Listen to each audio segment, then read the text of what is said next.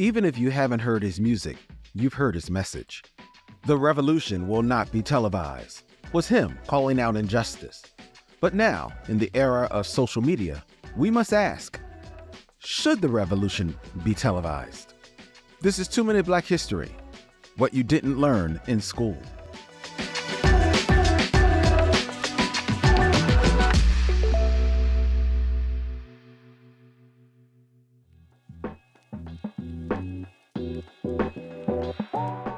Deemed the Godfather of rap, Gil Scott Heron was a writer, poet, and musician.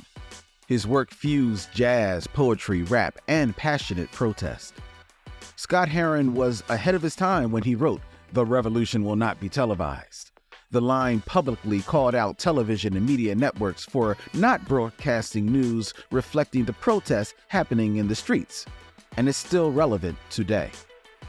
Anti-Black messaging has always been present within media, be it pro-slavery propaganda or victims of police brutality being villainized.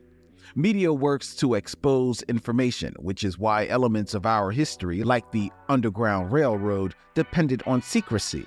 Secrecy meant safety.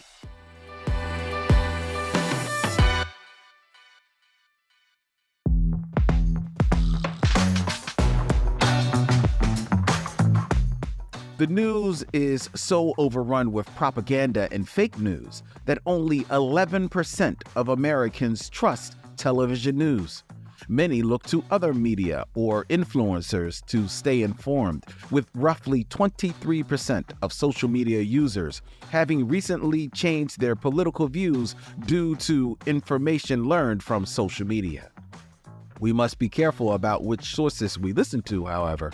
Sometimes social media is what keeps us most informed about global issues the news works to cover up. As we reimagine protesting, we switch Scott Heron's statement to a question. Should the revolution be televised? Or is it time to return to the underground? In order to move towards the future, you've got to look to the past. This has been 2 Minute Black History, a podcast by Push Black. If you enjoyed this episode and want to show your support, please rate and subscribe to our podcast. Together, let's celebrate and honor the legacy of Black history.